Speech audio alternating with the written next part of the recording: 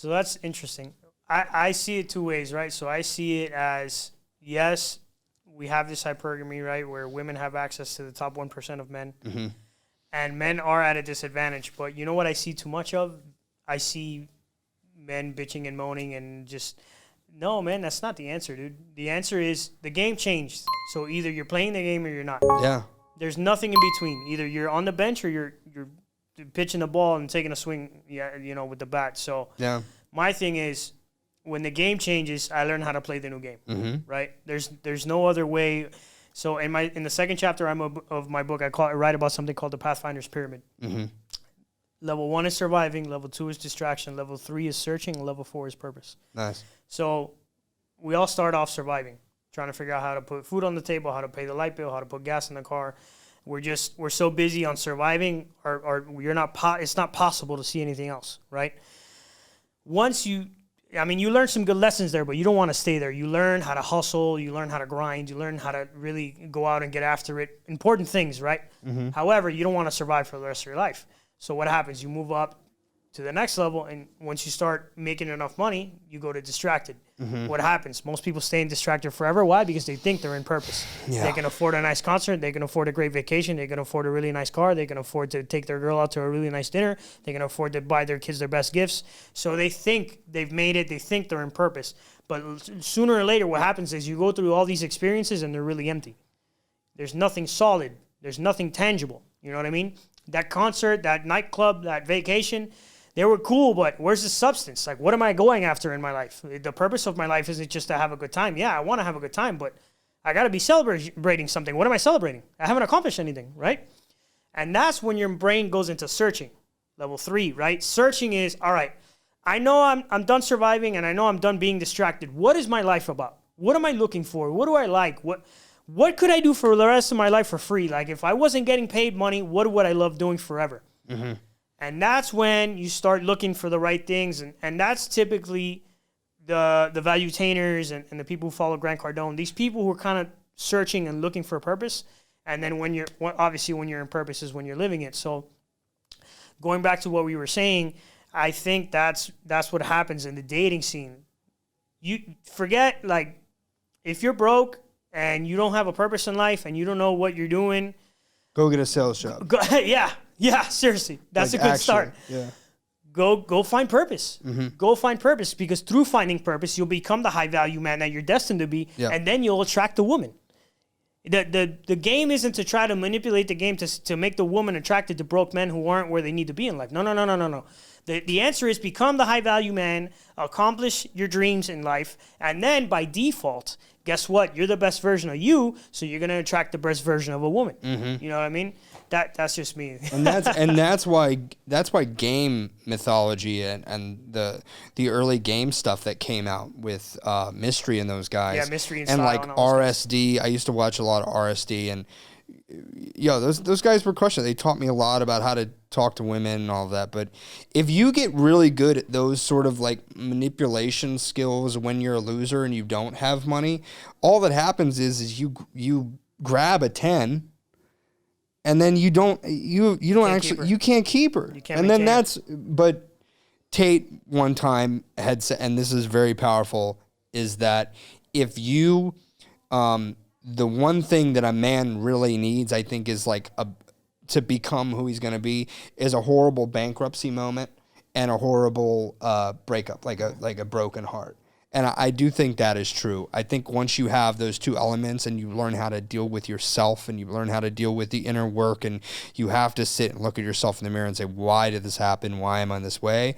That's when you get to the next level. And the stuff that I'm doing now that's really helping me with my business and my motivation and my drive, completely different levels of drive. This recently happened.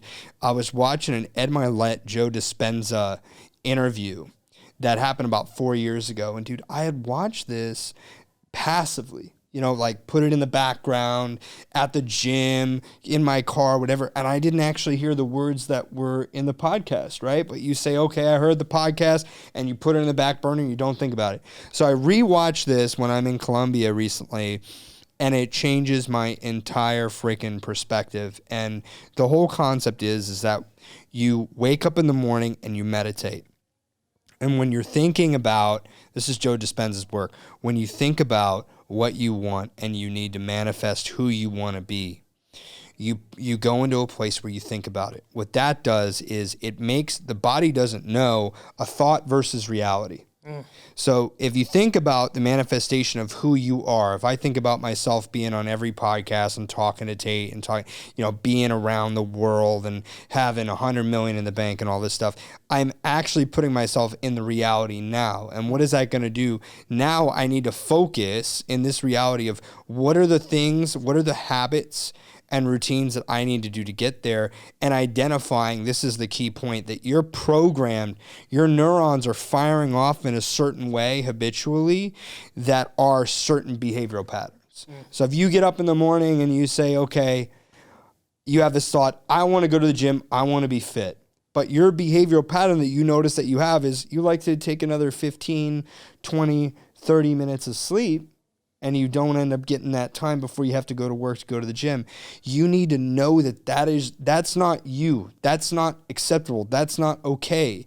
And you need to take that habit and that thought and change it and swap it out like a Lego with, I'm getting up now and I'm going to the gym and I'm going to make it on time and I'm going to go to work. I'm not going to be late anymore. I'm not going to be lazy anymore. Most of the things that we don't achieve in life is just because we're being lazy. It's not because we're dumb. It's because we're being lazy. Yep. Percentage of actual dumb people is It's not that big. very, very, very low.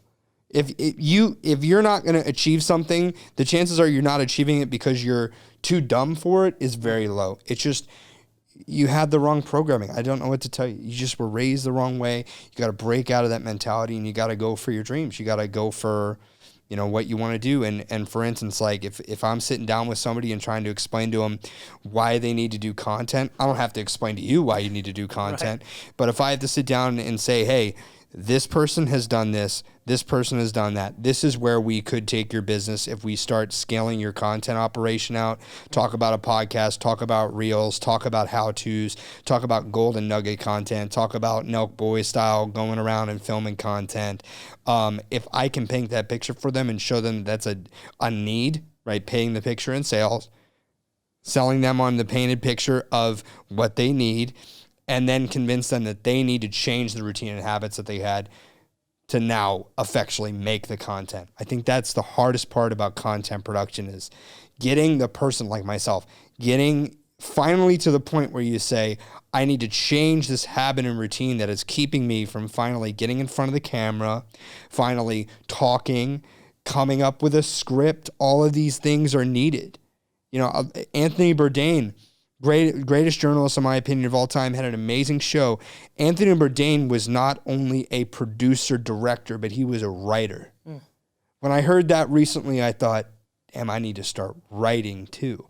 In art and creative, you need to do every single element of what it is that you're going to do. If you're an artist, if you're a musician, you have to learn how to work a camera because eventually you're going to need to be able to film yourself singing or film yourself on the guitar. You're going to have to figure out how to produce an event. You might have to take a little stint and I did promotion when I was a little bit more confused. I did promotion for spring break, this past spring break. I was a promoter in the middle of Fort Lauderdale with 1 million college kids that came into town.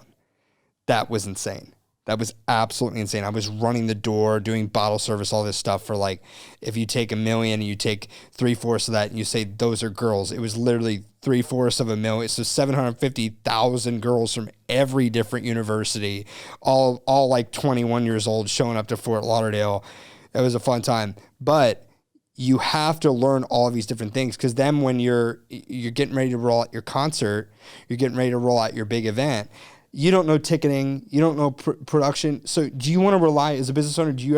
You want to have a team, but do you want to really rely on the future of yourself on some third party guy? Exactly. You can't hold a third party guy accountable. Right. You can pay them 40, 50. The more you pay them, the accountability factor should go up. Right. Sometimes that doesn't even happen. So learning all the elements, like you wrote a book, you're doing a podcast, I'm sure you're getting out there and you're handling each section of the business.